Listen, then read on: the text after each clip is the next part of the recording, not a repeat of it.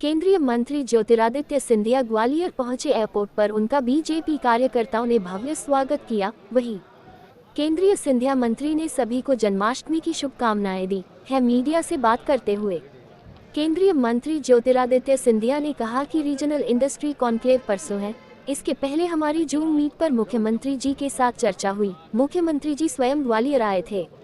बड़ी उत्सुकता है रीजनल इंडस्ट्री कॉन्क्लेव को लेकर।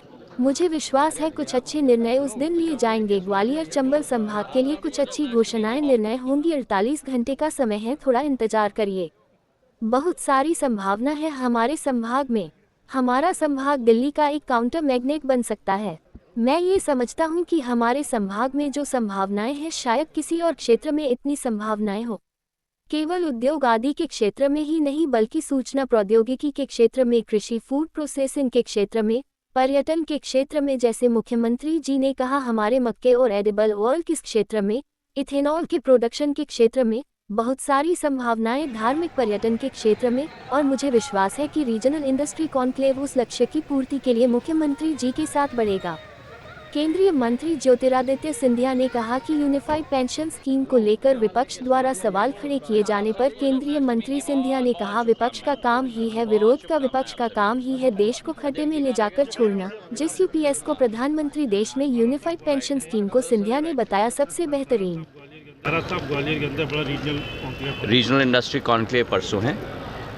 इसके पहले हम लोगों का मुख्यमंत्री जी भी ग्वालियर आए थे। जूम पर हम लोगों का कॉन्फ्रेंस भी हुआ। बड़ी उत्सुकता है और मुझे विश्वास है कि कुछ अच्छे निर्णय उस दिन लिए जाएंगे और ग्वालियर चंबल संभाग के लिए, केवल ग्वालियर के लिए नहीं, संभाग के लिए कुछ अच्छी घोषणाएं और निर्णय भी होंगी। अब 48 घंटे का समय है, थोड़ा इंतज़ार करें और आप और हम साथ में होंगे। यूपीएस को लेके बहुत सारे संभावनाएं हैं हमारे संभाग में। हमारा संभाग दिल्ली का एक काउंटर मैग्नेट बन सकता है। मैं ये समझता हूँ कि हमारे संभाग में जो संभावनाएं हैं शायद किसी और क्षेत्र में इतनी संभावनाएं हों।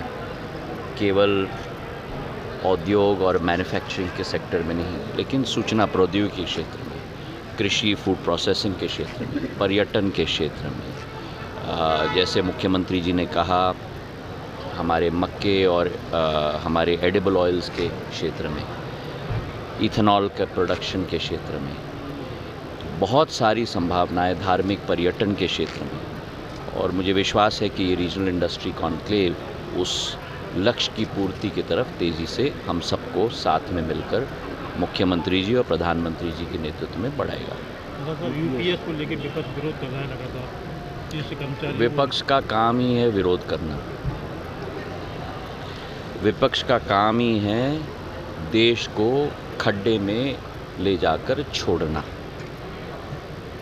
जिस यूपीएस को प्रधानमंत्री जी ने स्वयं विचार विमर्श करके लंबे अरसे पर सारे सरकारी कर्मचारी के संगठनों के साथ मिलकर चर्चा करके रास्ता निकालकर कि जो हमारे कर्मचारियों के हित में नीति होगी, यूनिफाइड पेंशन स्कीम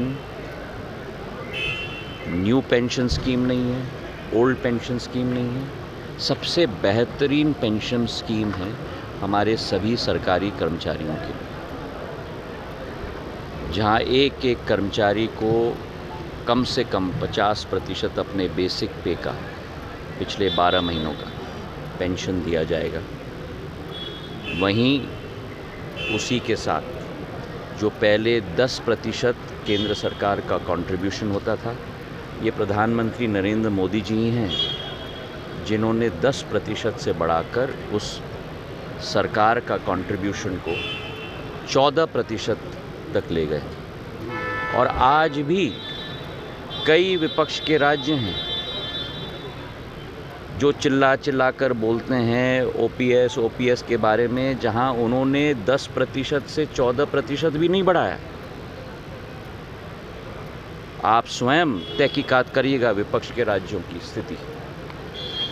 और आज वो केंद्र सरकार ने 14% जो केंद्र सरकार का कंट्रीब्यूशन है, ऐतिहासिक कदम में प्रधानमंत्री जी ने उसको बढ़ाकर 14 से 18.5% कर दिया। मेरा प्रश्न तो उन विपक्ष के राज्यों से है, कथनी और करनी में अंतर क्यों? सरकारी कर्मचारी के लिए मुंह से बोलती केवल क्यों नहीं, कागज पे हस्ताक्षर और नोटिफिकेशन जारी क्यों नहीं कर रहे? उनके हित का काम क्यों नहीं कर रहे, जो प्रधानमंत्री जी ने कैबिनेट में पारित करके कर दिया है 10 से 14 और इस कैबिनेट नोट के आधार पे 14 से 18.5। मेरा प्रश्न है उन 10% राज्यों से, बोलना बंद कीजिए, कर्मचारियों के हित में कार्य करना शुरू कीजिए। और जो कांग्रेस पार्टी और कांग्रेस पार्टी के पूर्व अध्यक्ष जो आज चिल्ला कर कह रहे हैं ओपीएस ओपीएस ओपीएस ओपीएस, क्या हो गया?